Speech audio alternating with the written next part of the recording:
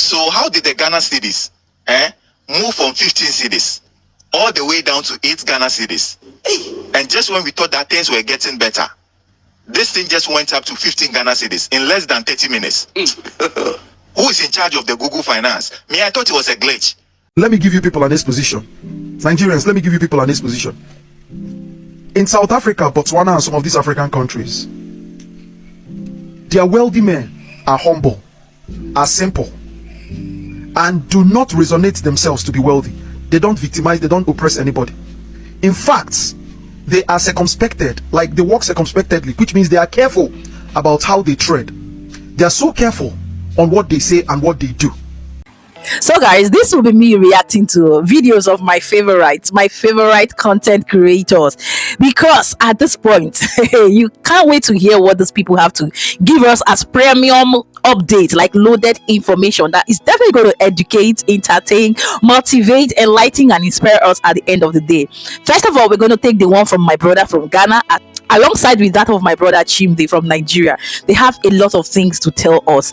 I won't be doing the talking and I won't want to talk much. Let's take a look at what these people have to tell us. Listen and pay attention to details, but do not forget, Charlie, to hit on the like button. You know I love you. You know that's why I love you. You know what to do, and you always do it to make me happy. Thank you. But at the end of the day, I will come back and do my final reactions, input, and analysis. The name of this food is not Tom Brown. In Ghana and Nigeria, we both call this food Tom Brown, but that is not the name. Now, this food originally belongs to the Gadangbe people, and the name they gave this food is Abelemamu, which simply means a toasted corn flour, because that was the major ingredient of the food and how it started. The other grains were later added when the food became popular. Now, this food was so good that the British people even adopted it, and then they gave it the name Ten Brown, because it's basically a porridge that when you are cooking, it turns brown. You get it? Now, when the food got to Nigeria, because of their accent and they couldn't say the 10, they were calling it Ton Brown. As time went on, the corruption of the name began, both in Ghana and Nigeria. And then the name Tom Brown became the generally accepted name. So the original name of this food is Ten Brown, but indigenously, it is called Abelemamu, just like the Ghana people call it. So how did the Ghana cedis move from 15 cedis all the way down to 8 Ghana cedis? And just when we thought that things were getting better, this thing just went up to 15 Ghana cedis in less than 30 minutes. Who is in charge of the Google Finance? Me, I thought it was a glitch. But then I looked at this thing and I realized that it was something that happened. And then came back to 15 cedis. You don't know. I was really happy, bro. I went online on Twitter just to see that a zoo is trending, finance minister is trending. Me, I thought, hey, Charlie, this be all. This one there, the finance minister do all. John Mama sport there. I'm telling you. Just to come back within 5 minutes. And this thing is back to 15 Ghana cedis again. Who is busy playing Konami with the Ghana cedis and the dollar? Who they do that then? So this thing you see here is the reason why the Ashanti people, they call 12 o'clock Premo. If you listen to the news, anytime it's 12 o'clock, you hear the newscaster saying, Ebuchiafo Premo Ato. And this is the reason why. In the 1900s, when the Ashanti Empire became a colony of the British people, they established a fort in the middle of the city, which became their colonial headquarters. Now, because they were still scared of the Ashanti people, every time it's 12 o'clock, they will launch this particular thing into the air. Now, the name of this thing is called Parimartin Field Gun. It was really loud. Like the moment they launch it, wherever you are, you will hear it. Now, this thing became a signature. Anytime the people heard the sound, they will say, hey, Parimartin Natu, Parimartin Natu. Now, because some people couldn't keep up with the pronunciation, they kept on corrupting the word, just like the Serganet War, which became Sagranti War. The Parimartin became Premu. The newscasters too, they don't care. They just fused it into their line, and then now it has become a signature. This is how water was sold in Ghana and some parts of West Africa in the 1970s and the 1980s. There was nothing like bottled water or sachet water. This was it.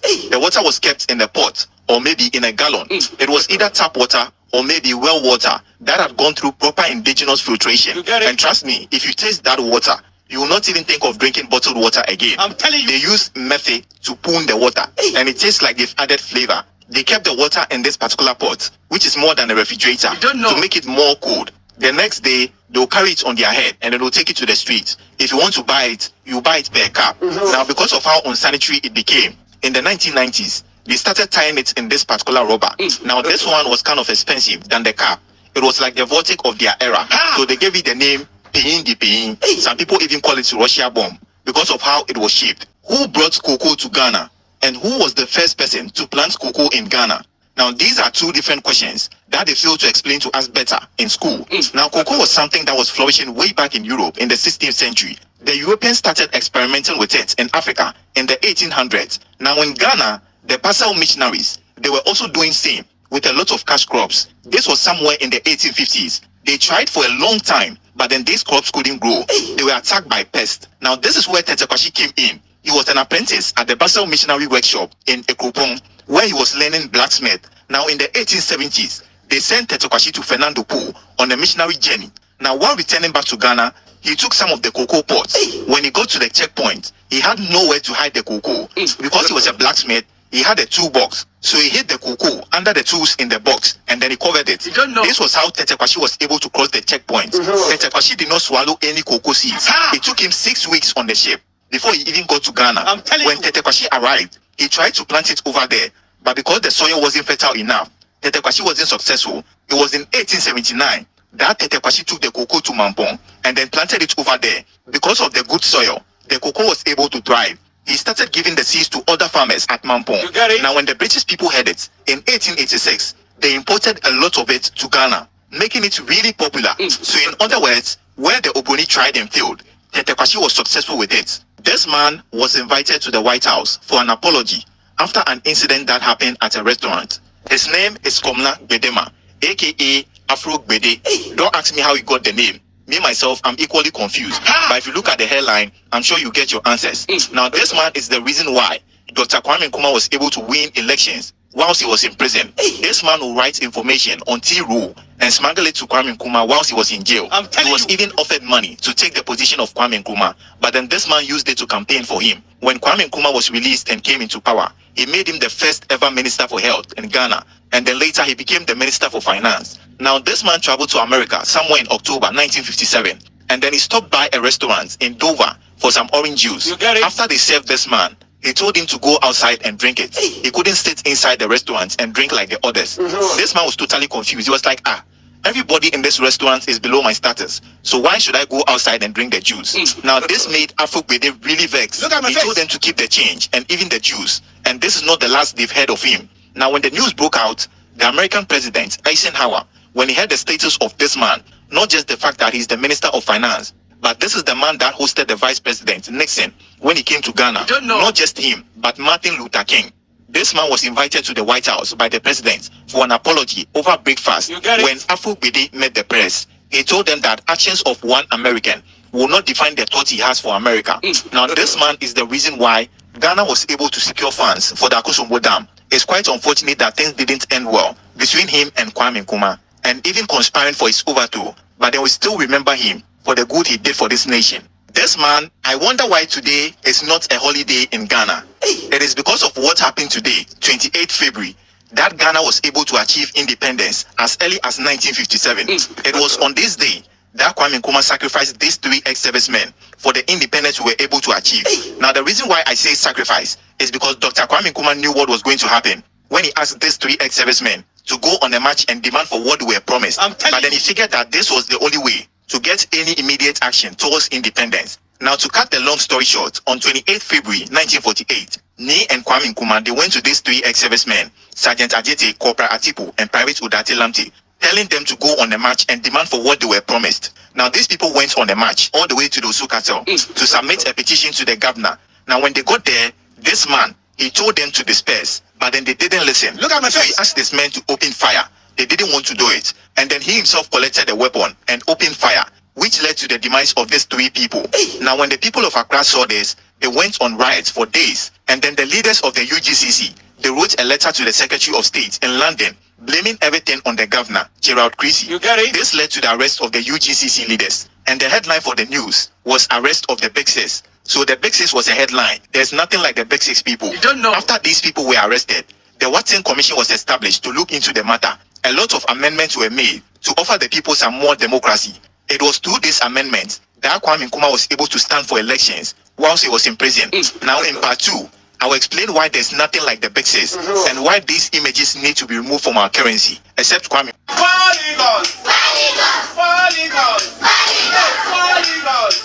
One-sided figure.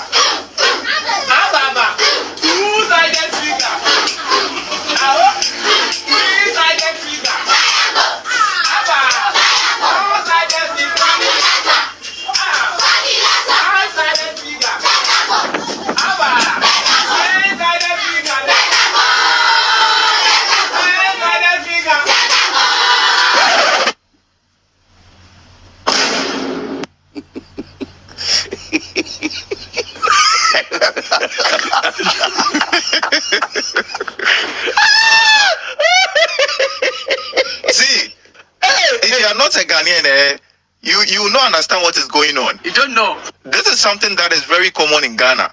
I mean, for most of us growing up, this is the best way to teach mathematics. You get it? Most of the things we remember now is because of how they created songs with it. I'm telling you. Something like the multiplication table. Even in SHS2, sometimes you'll be writing exams and you will not remember anything. Look at my face. These are some of the songs that really help you. I know some people will say, so if you're in the exam hall, you are now coming to sing a song before you get answer. You are the same person who sing 30 days has September, April, June, and November. All the rest are 31.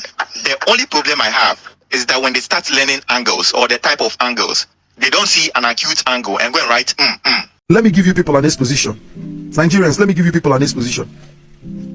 In South Africa, Botswana, and some of these African countries, their wealthy men are humble, are simple, and do not resonate themselves to be wealthy. They don't victimize, they don't oppress anybody. In fact, they are circumspected, like they walk circumspectedly, which means they are careful about how they tread. They are so careful on what they say and what they do. Do you understand?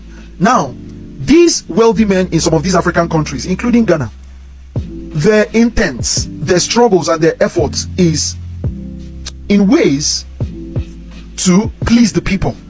Do you understand the situation? So they are rather trying to establish systems that will make the people, give them a break, that will make the people favor them, that will make the people, ease them off. They're looking for that favors with the people. They're looking for what they can do to get the approval of the people, to get the acknowledgement of the people, because the people are actually bigger than they are. Do you understand? These are the things that I've come to discover with all these African countries, like some of these African countries that are getting their shit together. Of course, South Africa has been enjoying they've been enjoying their great mindset. Botswana, a greater number of them. Do you understand? Now everyone is talking about Ghana. Now, the thing is that we already know these things, but the question is, what did Ghanaians, what did South Africans, what did Botswana people do to actually have their wealthy men think in this same manner? What did they do? What did they do? I'm pretty sure a great number of you people already know this. What did they do? It is what we call the power in isolation. The power in isolation. I've been saying these things offline and online. There is power in isolation, and that power dwells with the people. Not demonstration. Demonstration and protest would not do anything. Isolation is the most powerful tool that the people have. But it is made for people that are disciplined. People that are disciplined enough, people that are not sycophants, people that do not have long truths. And these qualities are the things that are unfortunately absent with Nigerians. Nigerians cannot discipline themselves to give isolation, to serve isolation to their wealthy men, so that their wealthy men can bend down and become simple and humble. Nigerians, learn. The problem is you. Learn. I saw this very funny story on TikTok on what happened to Nigeria. So let me start by saying that Beyonce prefers Ghana to Nigeria. Now here is a quick story. So a billionaire associate took some of his colleagues to the United States of America so that they could actually run a music and a collabo with Beyonce and is it Casey Limpopo? I don't know, all those, I really don't pay so much mind to many of these. They are criminal outreach or reach. So, but I overheard this because it got me really interested when I heard about Ghana. And this will teach us something. But let me make this quick to expose the teaching this comes with, or this brings. So what really happened is that after they had done that, they needed a concert with Beyonce in Nigeria, blah, blah, blah, blah. So afterward, they went back to Nigeria and started, slept in the studio trying to make music and made a space for Beyonce, almighty Beyonce, to come to Nigeria. And suddenly, a message came to them from Jay-Z or Beyonce or Jay-Z's brother, whichever, telling them that they can make an alternative, or give them an alternative of Trey songs and not Beyonce. Why? Because Beyonce said she would not sleep in Nigeria, that she would sleep in Ghana. Now, there are so many things after this, but let me stop here. Beyonce said she would not sleep in Nigeria, that she would sleep in Ghana. Do you know what that means? I know we know what that. Do you know what that means? You know what that means? Now this is beginning to show us that, you see, money is not the value. I'm pretty sure a great number of us heard the part where I said this guy is a billionaire. There are so many billionaires in Nigeria, but The truth is that no matter how rich Nigerians are, reasonable people would not want to make acquaintance with Nigerians. Nigerians don't attract reasonable people. Nigerians don't attract elite minds. Nigerians don't attract wise people. Nigerians only attract people that want to eat their money and then destroy them. It's shameful. That's the problem. So we ought to start making these changes or we'll be destroyed by it. That's one of the things you have to understand. It's very simple. Funniest story, I'm telling you. Funniest. One of the ways to truly know that the Nigerian problem has nothing to do with the Nigerian president or their governors or their men in authority is that even when Nigerians are in countries that have good economy, countries that give them opportunities, they just never fail to represent themselves. You see that criminality? They can never stop it. Now it simply shows you that the men in authority, as when it concerns Nigeria, are actually people that represent the mentality of the people who are Nigerians. So there is no way you can expect the Nigerian president to become a personality with a different mentality from the way Nigerians think. What am I trying to say in essence? We all heard it on how Nigerians were busy running a kidnap activity in Ghana. Oh my God. So wait, Nigerians went to Ghana seeking for green pasture and they just couldn't keep their criminality on the low. They even went and started escalating that criminality. They propelled that level of criminality to an uncanny standard, such that they were even committing kidnap and fraud towards white people in Ghana. You see, that's why I often tell people, there's something I want to tell African countries. There's something I want to tell African countries. Let me tell you something. Number one is that Nigerians would not give you the kind of privileges you give to them, should it that you people come to Nigeria to purport all manner of criminality just like Nigerians do. They won't give you people such space. They might resort to murdering you people. That is why I was about the only person that saw the xenophobic activities, so-called xenophobic activities of South Africans when they resorted to murdering Nigerians. I saw it as a holy movement. I was the only one that saw it. I was still in the university. And I think one of our professors was trying to condemn that in Nigerian Peoples and Culture. I was the only person that said that activity by South Africans is a holy movement. I'm telling you the truth. Because the thing is that if you don't take these things by force, if you're not firm about these things, Nigerians will ruin your countries. And because they're so frustrated from where they come from, they don't mind destroying everything they come across. Chimdi. Guys, see, there are a lot of things that Chimdi used to say that when I stay, I'll be like, God, what manner of intelligence, what manner of wisdom, knowledge, and understanding does this guy have? And the boldness, the courage to always come out and say things the way it is without sentiment, emotions, and bias is the reason why I love this guy. See, I can resonate, I can, live for this guy because he acts, think, and behaves more like I do. Exactly. I would say maybe somehow he's my male version because God, I love people that stand for the truth. I love people that can look at you in the eyes and tell you that this is whom you are and this is what you're doing that is wrong. If Nigerians at this point will learn from this guy, I think many of us will do better. Exactly. And at this point, guys, there are so many informations about the motherland Ghana that has been downloaded, unveiled, or revealed by this our brother from Ghana that I didn't even know. Like seriously, I didn't know. Even some of them that connects with the history of Ghana, the big C's, and the rest of them, especially the one that really depicts the February 28th incident. I have learned a lot. It has taught me a lot. And what about you? What about you, Charlie? Let's talk in the comment section. Let's make this interactive, educative, and entertaining. Because on here, on the table of Vibe with Chivik, it's never a dull moment. Like never a dull moment. Always vibrant, lively, and very positive energy on here on the stable of Vibe with Chivik. So at this juncture, I will oblige you kindly hit on the like button if you are yet to do so, and tell me what interests you the most. I would love to hear your feedback. Share this video for more people to know, because there are some grannies, uncles, aunties that need to know and watch videos like this so that they will be updated, entertained, and educated as well. Do not hide these kind of things now. Share to your uncle, your auntie, your brother, your sister. Tell a friend to tell a friend to tell that friend that do not know. Exactly. And with that, I would say keeping it real, happy, safe, and blessed as you vibe to your environment, nature, your surrounding, everything positive. Just here on the stable of Vibe with Chivik, coming from the ambassador one. If I say you say what? You say what? You say what? Baddest energy. If or what? Energy.